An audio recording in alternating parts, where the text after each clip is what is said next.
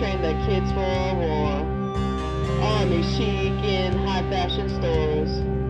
Law and order's done their job. Prisons filled while the rich still rob. Assassination politics. Violence rules within our nation's midst. Well, ignorance is their power tool. You'll only know what they want you to know. The television cannot lie, controlling media with smokescreen eyes. Nuclear politicians' pictures show the acting's lousy, but the blind don't know. Open your eyes, see the lies right in front of you. Open your eyes, see the lies right in front of you. Open your eyes, see the lies right in front of you. Open your eyes.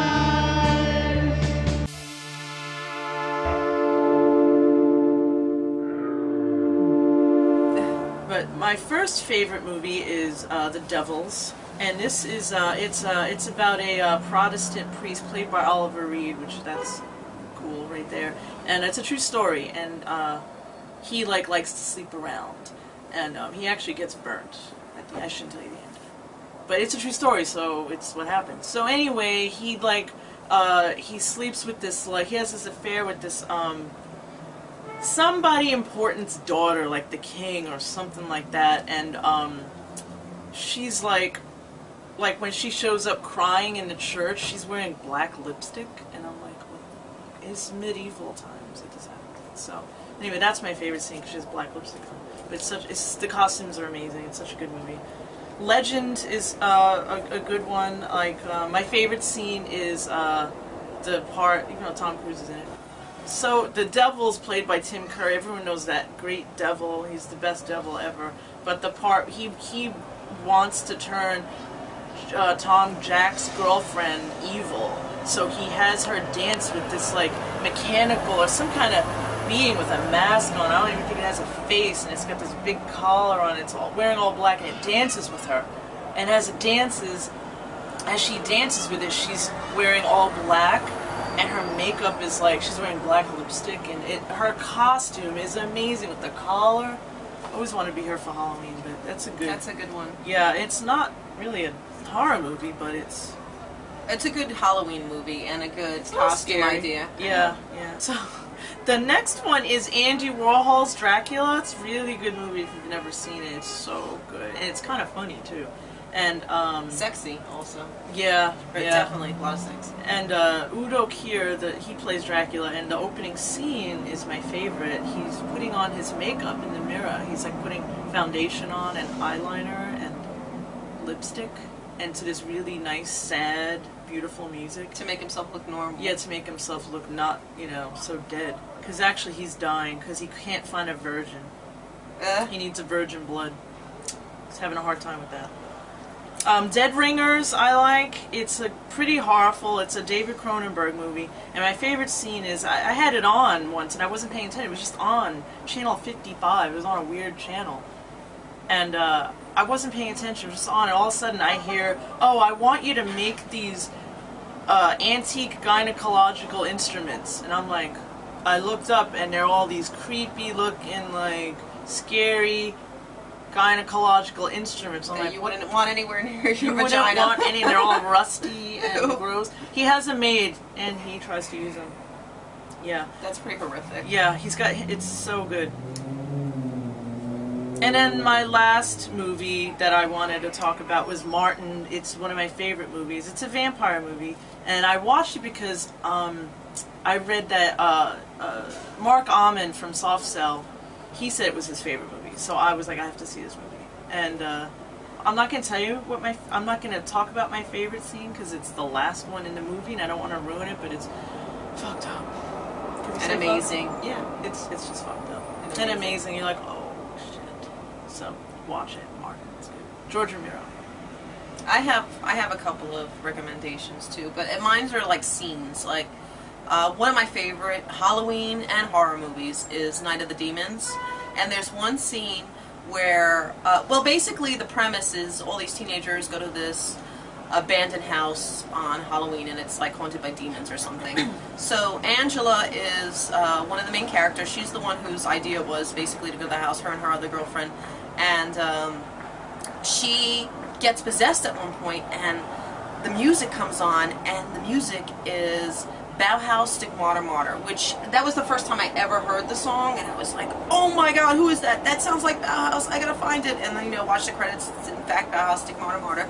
And she does this amazing dance, and her outfit, like, I should really be her for Halloween one year. The black lace 80s. It's like the perfect dress, and then the dance is like the most incredible dance scene I've ever seen in a movie. So that's my recommendation. I know when I watched it the first time, the boys really liked this other scene. Her friend, who's like, you know, cute little blonde with like, you know, the pink dress and whatever, she gets possessed, and she's really weird when she's possessed, and she's alone. She takes off her shirt, and she's putting on lipstick, and she puts it all around her mouth, and then she starts putting it on her breasts, and then she pushes the lipstick right into her nipple. You know, and that was like the boys' favorite I never saw scene. the whole thing. Oh, you gotta see I basically saw It's your actually favorite a really good movie. I mean, for a cheesy horror. Another one, which I like for Halloween, it's not a horror film, but if you haven't seen it, Labyrinth. I'm a big fan of Jim Henson. But David Bowie's in it, he does all the music. And there's one scene where the main character, played by Jennifer Connelly, loses her memory. She eats like a peach, and she loses her memory. And then David Bowie has these like magic crystal balls, and she ends up in the crystal ball, and he's there, and it's like a masquerade ball, and everybody's wearing like Venetian masks, and they're all made up, and so amazing. Like, I want to have a Halloween party just based on that scene, you know? So I wanted to recommend that one. That's a good one. And one last one, which Jackie hasn't seen. She only saw the trailer for. Traumatized by the trailer. Yeah, if you want to be scarred for life, The Human Centipede is the most fucked up movie ever made that I've seen. But, you know, if you want to be scared, freaked out, scarred for life. Oh, and there's Centipede 2 is coming out soon. You can see Centipede 1 on Netflix. Well, you can see it. But Centipede 2 is coming out soon, and it's been banned in England, and the test audience were vomiting in the aisles. Like, actually vomiting. So, you know, that's a good recommendation. Like, I remember when the Child's Play movies came out with Chucky, I went to see it because in the commercial there was a little girl crying because and the father's like, you said you wanted to see it. You know, so that was like, that's what sold me. yeah, I feel like keep telling yourself it's only a movie should apply to. They should give you barf bags. Yeah, right. So check those movies out. Those are our Halloween recommendations, and we hope you enjoy.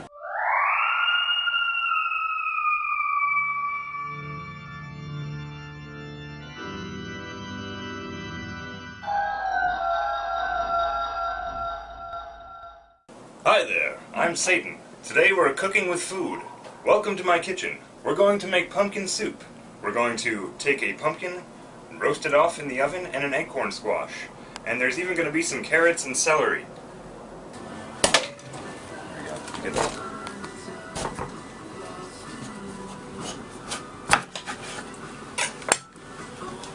So we got the pumpkin. We're going to scoop out the seeds and save them. We're going to toast the seeds later and put them on as a garnish for the soup. I'm going to use half an acorn squash.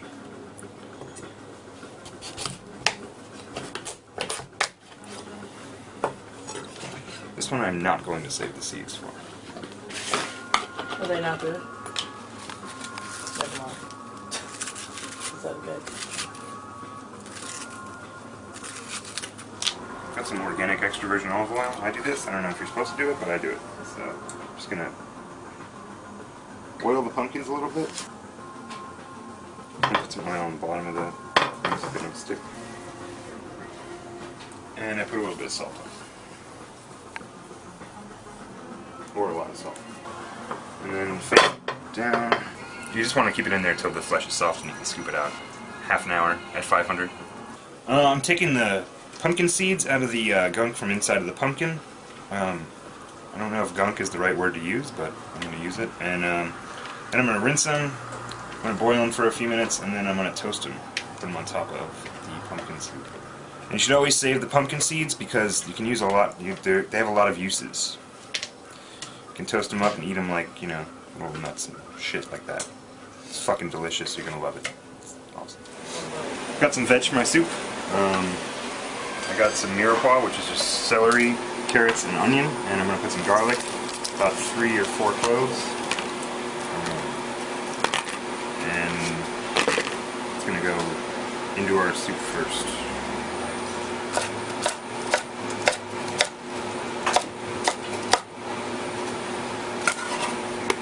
Doesn't really matter how you chop it because it's all going to get blended up in the end. So we're just going to do rough chop.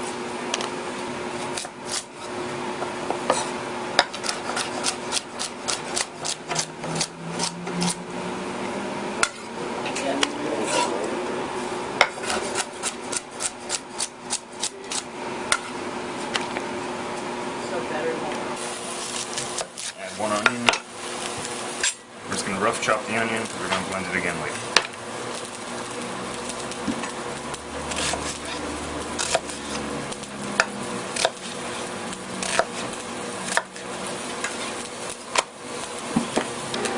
About 3 or 4 cloves of garlic, whatever you fucking like. Alright, so our pumpkins are done. Take them out.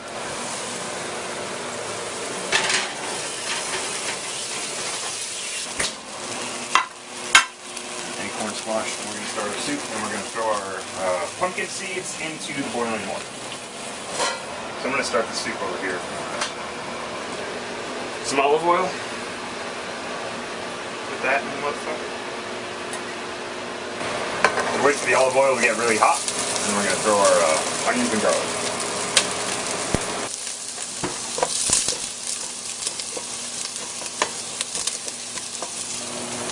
Salt. Pepper. It's going to cook until it's translucent.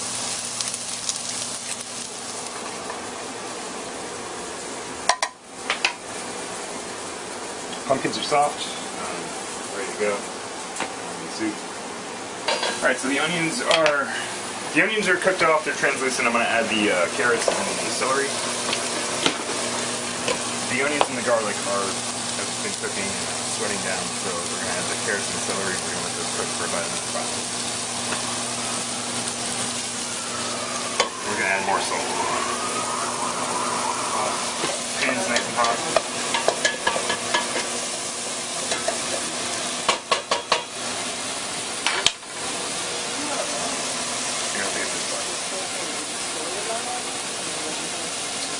We got some cooking wine. I wouldn't recommend drinking it. It's pretty salty. It's pretty disgusting. But it's good for cooking. Just going to deglaze the pan with that. We're just going to let the cooking wine simmer down and reduce till it's almost nothing. So I got a sheet pan here, which is actually clean, even though it looks like it's filthy. I would normally put parchment paper down. Just going to lightly oil it.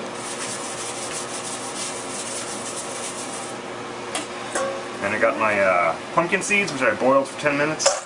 Putting those in a bowl. I drained them, and now I'm going to lightly oil those.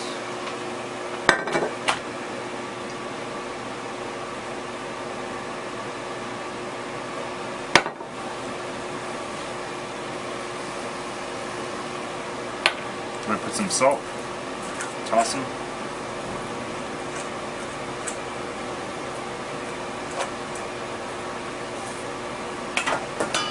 Some pepper.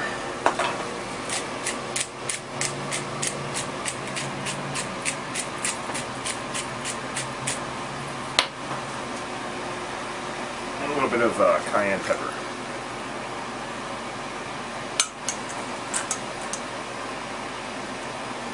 Or a lot of cayenne pepper. I like them spicy.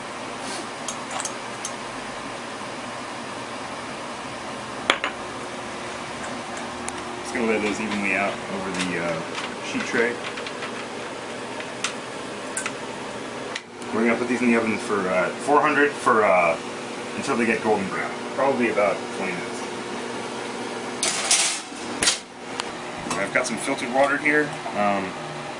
The wine is reduced all the way down in the pan, the pot, rather.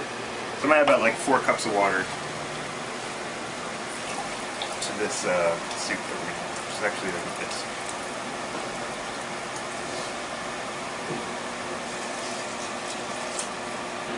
I'm going to bring that to a boil. I'm going to add half of a vegetarian bouillon cube.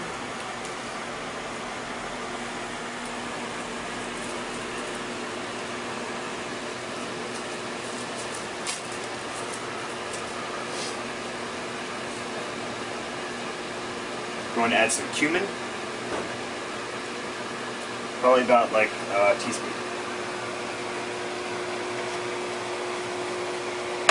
Alright, another teaspoon of cinnamon.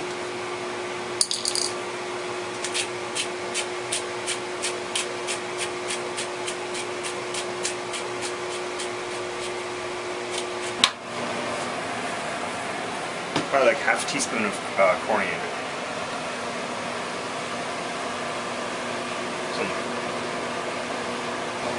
Got some nutmeg here. I'm adding it to the soup. I'm probably going to add like a third of this piece of fresh nutmeg.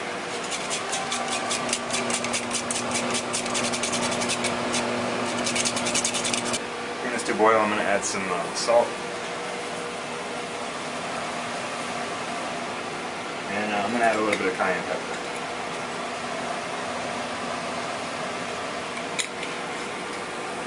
Then I'm going to add my pumpkins and my acorn squash, which I roasted off. Just scoop out the flesh and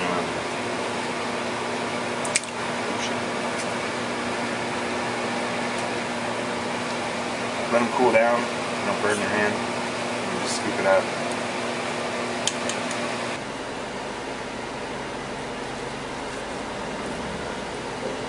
It comes right out. So I scooped all the flesh out of the pumpkin that I've roasted, and that's what it looks like afterwards.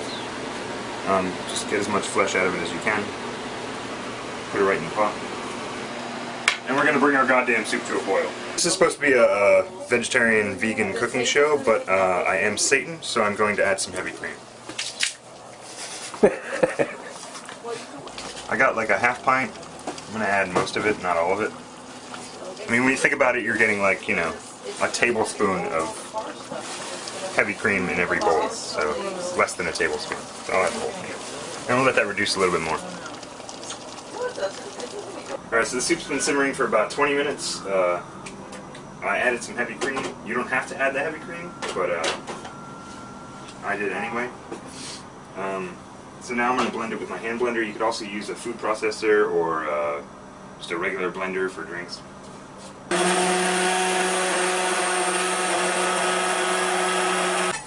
So I've got a fresh ear of corn, taking all the strings off of it and all the husk off of it, and we're just going to take that, chop it in half. So we're just going to cut the kernels off.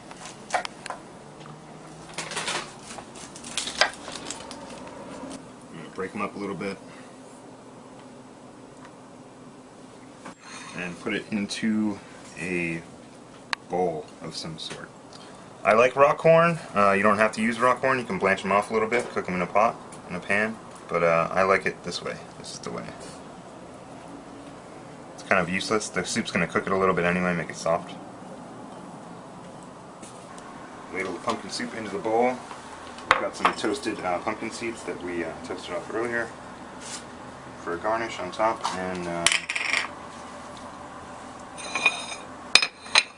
there's some goddamn pumpkin soup. You're cooking with food. I'm Satan. Go fuck yourself.